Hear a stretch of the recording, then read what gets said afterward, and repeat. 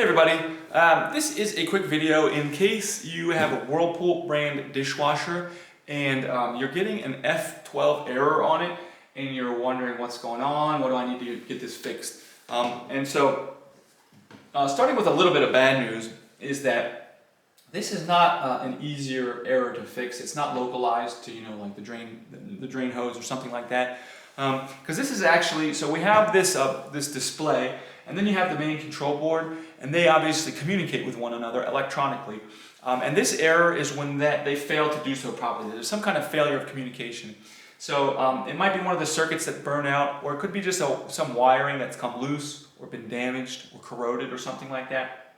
But that really means if you feel comfortable, you can get in here and just check the wiring and make sure there's nothing obviously wrong, like a wire that's come loose or a wire that's really corroded or something like that.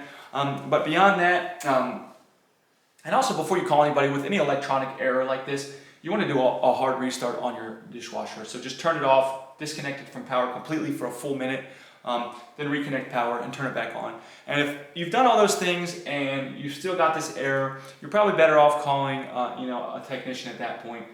Because you could risk further damaging your dishwasher and voiding the warranty if you mess with it too much.